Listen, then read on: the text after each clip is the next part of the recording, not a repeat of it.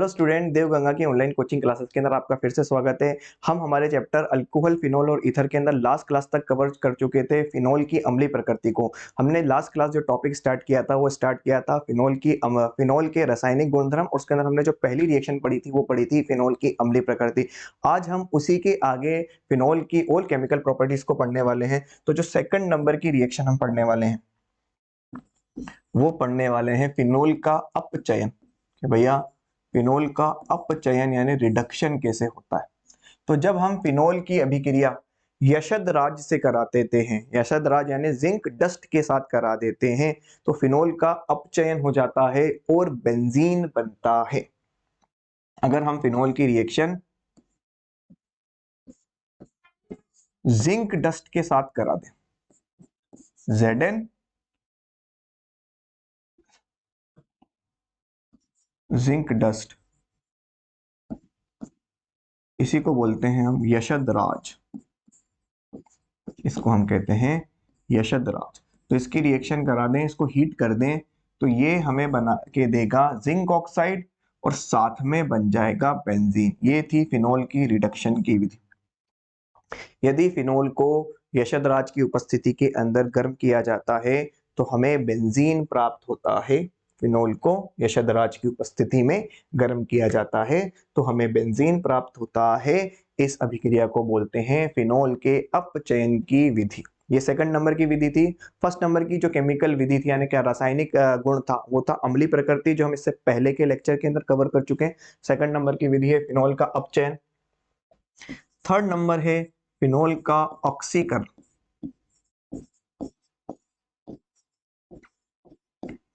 Phenol का ऑक्सीकरण, तो फिनोल का ऑक्सीकरण हम कराते हैं जब हम फिनोल की रिएक्शन कराते हैं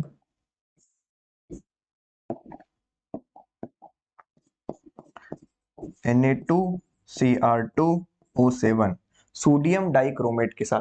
जब फिनोल की अभिक्रिया सोडियम डाइक्रोमेट और साथ में क्या लेते हैं, H2SO4 लेते हैं, H2SO4 लेते हैं। तो पहले तो भाई इसको फिनोल बनाए, हम बेंजीन बना दिया हमने। जब फिनोल का ऑक्सीकरण Na2Cr2O7 की उपस्थिति में और H2SO4 की उपस्थिति के अंदर कराया जाता है तो हमें मिलता है एक कीटोन। इसको बोलते हैं हम बेंजोक्विनोन, इसको बोलते हैं हम बेंजोक्विनोन। चौथे नंबर की केमिकल रिएक्शन जिसको हम बोलते हैं रीमर टीमन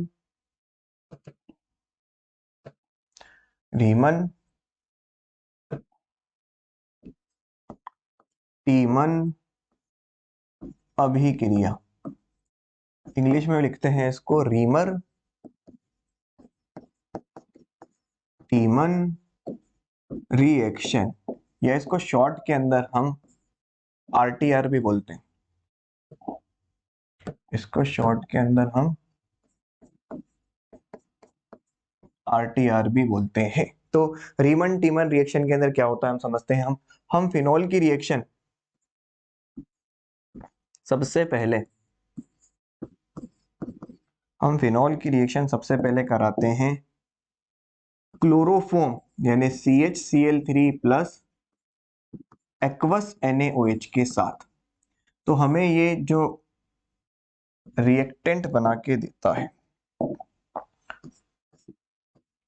वो कुछ इस प्रकार का बना के देता है। ऊपर ONa, साथ में CHCl2। ये अभिक्रिया के बीच में बनता है इंटरमीडिएट के फॉर्म में। फिर इसके अंदर भैया हम दोबारा से इसकी रिएक्शन NaOH के साथ कराते हैं। तो जब हम दोबारा से इसकी रिएक्शन NaOH के साथ कराते हैं तो जो कंपाउंड बनता है, दोबारा इसकी रिएक्शन NaOH के साथ कराने पर जो कंपाउंड बनता है वो ये वाला कंपाउंड बनता है। ऊपर ONa और यहाँ पर CHO। अब हम क्या करेंगे, सिंपल इसकी रिएक्शन करा देंगे डाइल्यूट HCl के साथ। तो डाइल्यूट HCl के साथ जैसे ही हम इसकी रिएक्शन कराएंगे तो हमें मिल जाएगा हमारा मेन प्रोडक्ट, जिसको हम बोलते हैं सैलिसिल एल्डिहाइड। ऊपर आ जाएगा OH, इधर आ जाएगा CHO। इसका नाम है सैलिसिल एल्डिहाइड। तो ये थी हमारी रीमर टीमर रिएक्शन, RTR, जिसको हम शॉर्ट फॉर्म के अंदर बोलते हैं। क्या करना है हमको, सबसे पहले फिनॉल की रिएक्शन हमको करानी है क्लोरोफॉर्म यानी CHCl3 प्लस एक्वस NaOH के साथ। एक्वस NaOH की जगह एक्वस KOH भी आ सकता है, मतलब यहाँ पर इस तरीके से भी लिखा हुआ हो सकता है कि भाई CHCl3 के साथ एक्वस KOH भी लिखा हुआ आ सकता है। यहाँ पर Na की जगह क्या आ जाएगा, K आ जाएगा। या फिर एरो के ऊपर ऐसा भी लिखा हुआ आ सकता है कि सिंपल क्लोरोफॉर्म लिख रखी है और साथ में ऐसे बेस लगा करके लिख रखा है। कुल मिलाकर के ये बेस देंगे तो OH ही ना। तो हमको ध्यान रखना है एरो के ऊपर इन तीनों में से किसी भी तरीके से कुछ भी लिखा हुआ आ सकता है। तो सबसे पहले फिनॉल की रिएक्शन क्लोरोफॉर्म और साथ में एक्वस NaOH यानी किसी बेस के साथ, किसी क्षार के साथ करानी है, तो हमें एक इंटरमीडिएट बनेगा। इस रिएक्शन के अंदर ये वाली चीज भी एग्जाम में, बोर्ड एग्जाम के अंदर पूछी जा सकती है कि रीमन टीमन रिएक्शन के अंदर इंटरमीडिएट क्या बनता है। तो ये बनता है हमारे पास रीमर टीमर रिएक्शन का इंटरमीडिएट। दोबारा से इसकी रिएक्शन ये फिर से NaOH के साथ रिएक्शन करेगा, ये फिर से NaOH के साथ रिएक्शन करेगा और कुछ ये वाला पदार्थ बनाएगा। अब हमको क्या करना है, सिंपल इसके अंदर अम्ल डालना है, किसी एसिड के साथ इसकी रिएक्शन करा देनी है, तो ये हमें सैलिसिल एल्डिहाइड बना करके दे देगा। ठीक, तो ये है हमारी रीमर टीमर रिएक्शन। एक नेम रिएक्शन है अगेन, तो ये इंपॉर्टेंट हो जाती है। कोई सी भी नेम रिएक्शन हो, चाहे कोई बोले या ना बोले, वो एक इंपॉर्टेंट रिएक्शन होती है। तो ये थी हमारी रीमर टीमर रिएक्शन। इससे या तो रिएक्शन डायरेक्ट पूछ सकता है आपसे, या फिर इसके अंदर इस रिएक्शन के अंदर एक क्वेश्चन तो ये बन सकता है कि भाई रीमर टीमन रिएक्शन के अंदर इंटरमीडिएट क्या होता है, या फिर यहाँ से एक इंपॉर्टेंट क्वेश्चन और मिलता है कि रीमन टीमन रिएक्शन का आक्रमणकारी कौन है। रीमन टीमन रिएक्शन का आक्रमणकारी यानी अटैकिंग रिएजेंट कौन है। रीमर टीमर रिएक्शन का अटैकिंग रिएजेंट होता है बच्चों ये। कार्बन के साथ 2 बॉन्ड ये खाली पड़े हैं, कार्बन के ये 2 बॉन्ड खाली पड़े हैं और साथ में 2 Cl2 जुड़े हैं। इसको बोलते हैं डाइक्लोरो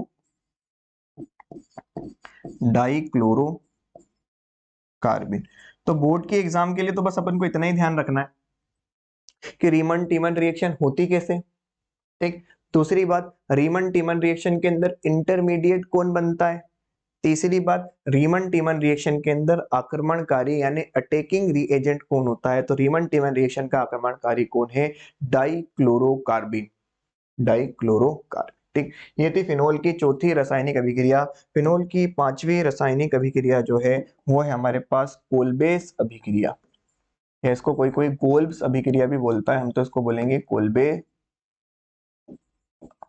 की बोल्बे चोल्बे अभिक्रिया। इसको बोलते हैं भैया कोल्बेस रिएक्शन। तो कोल्बेस रिएक्शन के अंदर क्या करना है, कोल्बेस रिएक्शन के अंदर हमारे पास फिनॉल पड़ा है। सबसे पहले फिनॉल की रिएक्शन NaOH के साथ करानी है। तो भैया जैसे ही हम फिनॉल की रिएक्शन NaOH के साथ कराएंगे, तो फिनॉल है अम्ल, NaOH है क्षार। तो अम्ल की आदत होती है कि वो क्षार से अभिक्रिया करेगा, तो सबसे पहले तो अम्ल और क्षार वाली अभिक्रिया होगी। और जैसे ही अम्ल और क्षार वाली अभिक्रिया होगी तो लवण और जल बनेगा। तो एक तो बनेगा सोडियम फिनॉक्साइड और यहाँ से जल का अणु बाहर निकल जाएगा। तो यहाँ से भैया एक तो जल का अणु बाहर निकल गया और हमारे पास रिजल्ट के अंदर क्या बना, सोडियम फिनॉक्साइड। अब हम सोडियम फिनॉक्साइड की रिएक्शन पहले नंबर पर तो CO2 यानी कार्बन डाइऑक्साइड गैस से कराने वाले। पहले नंबर पर तो किससे कराने वाले, CO2 यानी कार्बन डाइऑक्साइड से कराने वाले हैं। और दूसरे नंबर पर अम्ल की उपस्थिति के अंदर पानी डालने वाले। तो दूसरे नंबर पर हम क्या करने वाले हैं, अम्ल की उपस्थिति में इसमें पानी डालने वाले हैं। तो ये डायरेक्ट हमें हमारा मुख्य उत्पाद बना करके दे देगा जो है सैलिसिलिक एसिड।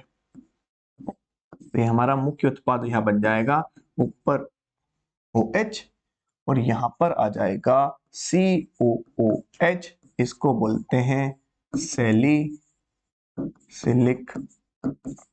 एसिड। तो ये थी अगेन एक और important name reaction, Kolbe's reaction. Kolbe's reaction के अंदर हमको क्या करना है, सबसे पहले फिनोल की रिएक्शन NaOH के साथ करानी है। फिनोल अम्ल, NaOH क्षार, अम्ल और क्षार की अभिक्रिया होगी और H2O निकलेगा और यहाँ से सोडियम फिनोक्साइड का आयन बनेगा। सोडियम फिनोक्साइड आयन की रिएक्शन सबसे पहले तो कार्बन डाइऑक्साइड गैस यानी CO2 गैस के साथ करानी है और सेकंड नंबर पर इसी के अंदर अम्ल की उपस्थिति के अंदर क्या डाल देना है, जल डाल देना है। तो हमें रिजल्ट में क्या मिल जाएगा, सैलिसिलिक एसिड मिल जाएगा। तो ये थी हमारे पास फिनोल की रासायनिक अभिक्रिया में 5वें नंबर की रिएक्शन। अब हम नेक्स्ट चलते हैं 6 नंबर की रिएक्शन फिनोल। तो फिनोल की 6 नंबर की रिएक्शन को देखते हैं। फिनोल की 6 नंबर की जो रिएक्शन है वो हमारे पास है एस्टरीकरण। हमने अल्कोहल का एस्टरीकरण भी देखा था, अब हम फिनोल का एस्टरीकरण देखने वाले हैं।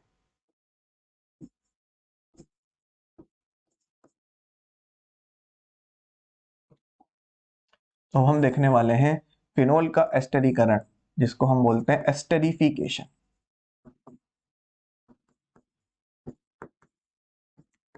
एस्टरीफिकेशन तो क्या करना है, अगर हम पुरानी वाली रिएक्शन याद करें, जब हमने अल्कोहल का एस्टरीकरण पढ़ा था, तो वहां पर अगर हम ध्यान रखेंगे अल्कोहल का एस्टरीकरण कैसे होता है, तो हमारे पास कोई अल्कोहल है, अगर हम उसकी रिएक्शन कार्बोऑक्जेलिक लवण से कराएं सांद्र H2SO4 की उपस्थिति में, तो हमें एक तो मिलेगा एस्टर RCOOR डैश और एक बनेगा जल।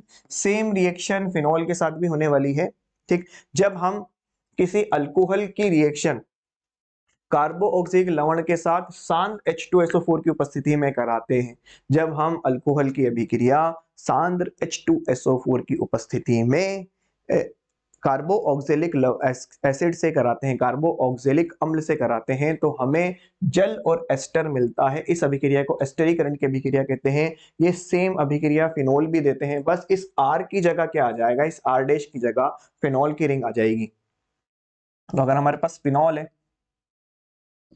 और हम फिनोल का एस्टरीकरण करा रहे हैं, तो ये लिया हमने CH3 C double bond O OH, ये हमारा कार्बोक्सिलिक एसिड है, इसको बोलते हैं एसिटिक अम्ल, और हमने इसकी रिएक्शन सांद्र H2SO4 के साथ कराई, तो यहां से निकलेगा H2O। देख, हमने लास्ट जब एस्टरीकरण की अभिक्रिया पढ़ी थी तब भी सीखा था कि एस्टरीकरण की अभिक्रिया के अंदर एक मजेदार बात यह है कि ये अम्ल होते हुए भी OH देता है।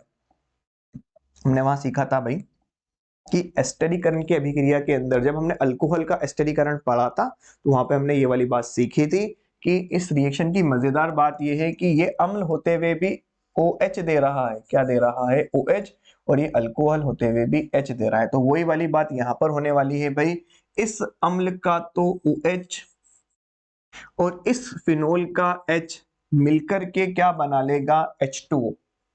इसका OH और इसका H मिलकर के क्या बना लेगा, H2O, और ये पूरा का पूरा यौगिक कार्बन से जाकर के फिनोल की रिंग से यहां पर सॉरी इस ऑक्सीजन से आकर के जुड़ जाएगा, इस वाले ऑक्सीजन से आकर के जुड़ जाएगा।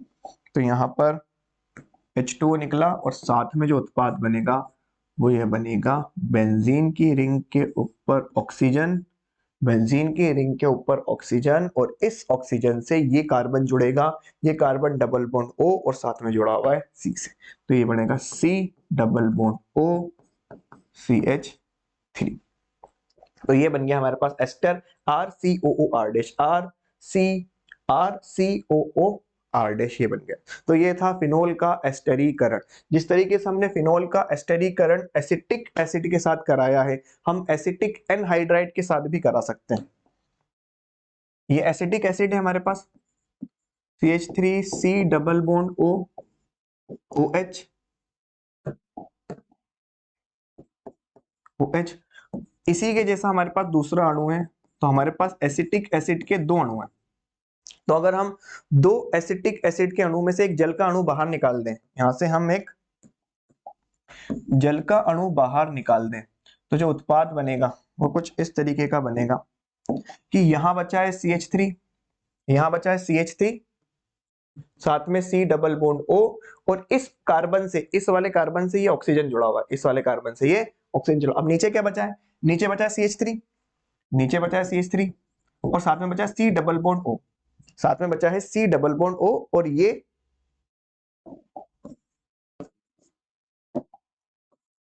साथ में बचा है C डबल बॉन्ड O, और ये रहा ऐसा का ऐसा ही। तो अब इस बचे हुए ऑक्सीजन से जब यहाँ से जल का अणु बाहर निकल जाएगा, यहाँ से जब जल का अणु बाहर निकल जाएगा, तो इस बचे हुए ऑक्सीजन से ऊपर वाला कार्बन तो पहले से जुड़ा हुआ था, नीचे वाला कार्बन भी जुड़ जाएगा। तो ये नीचे वाला कार्बन भी इस बचे हुए ऑक्सीजन के साथ जुड़ जाएगा। इसको बोलते हैं एनहाइड्राइड। तो क्योंकि ये एसिडिक एसिड से बना है, इसे इसको बोलेंगे एसिटिक एनहाइड्राइड। तो एसिटिक एनहाइड्राइड से भी फिनोल का क्या हो जाता है, फिनोल का एस्टरीकरण हो जाता है। तो हम चाहो तो फिनोल का एस्टरीकरण किससे करा सकते हैं भाई, एसिटिक एसिड या किसी और दूसरे कार्बोक्सिलिक एसिड के साथ भी करा सकते हैं। ये दो कार्बन का एसिटिक कार्बोक्सिलिक एसिड था, इसको एसिटिक एसिड बोलते हैं। एक कार्बन वाले से भी करा सकते हैं, दो कार्बन वाले से भी करा सकते हैं, और अगर हम चाहें तो फिनोल का एस्टरीकरण एसिटिक एनहाइड्राइड से भी करा सकते हैं। तो जब हम फिनोल का एस्टरीकरण एसिटिक एनहाइड्राइड से कराते हैं तो रिएक्शन जो होने वाली है वो कुछ इस तरीके से होने वाली है।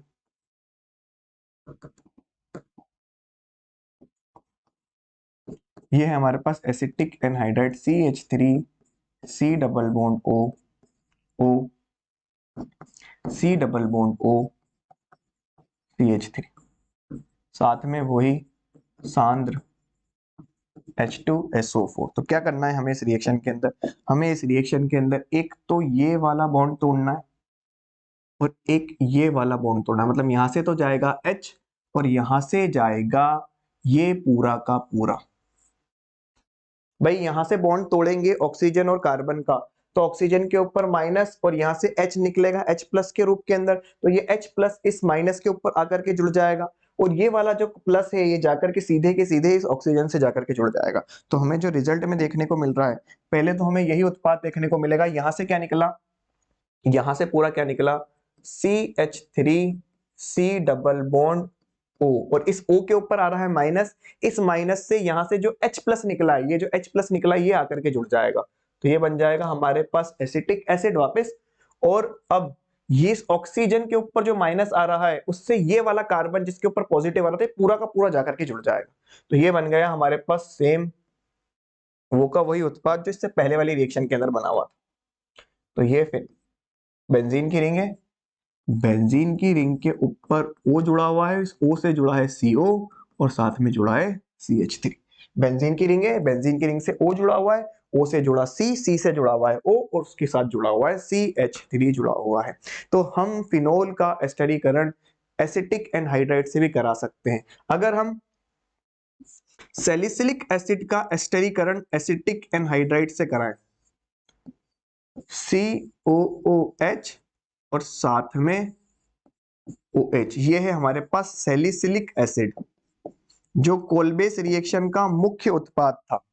इसको हम चेक करें तो कोलबेस रिएक्शन का मुख्य उत्पाद था सैलिसिलिक एसिड। तो अगर हम इस सैलिसिलिक एसिड की रिएक्शन किससे करवाते हैं, एसिटिक एनहाइड्राइड से कराते हैं, यानी सैलिसिलिक एसिड का एस्टरीकरण कराते हैं। किसका एस्टरीकरण कराने वाले हैं हम, सैलिसिलिक एसिड का ही एस्टरीकरण कराते हैं। CH3 C double bond O O C double bond O CH3।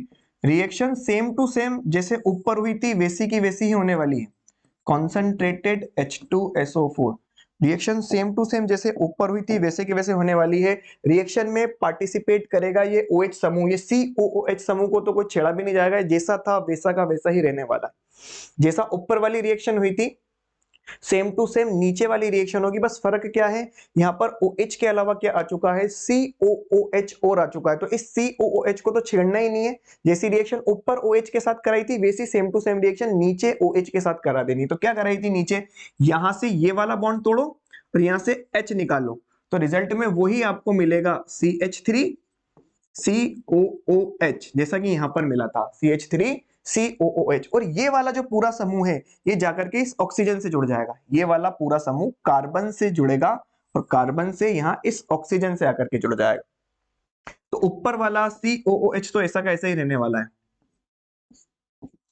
ऊपर वाला COOH तो ऐसा का ऐसा रहने वाला है। इस ऑक्सीजन ऑक्सीजन से जुड़ा, इस ऑक्सीजन ऑक्सीजन से जुड़ा CO और इस CO से इधर जुड़ा हुआ है CH3। ऑक्सीजन से जुड़ा CO और जुड़ा हुआ है CH3, इसको बोलते हैं एस्पिरिन,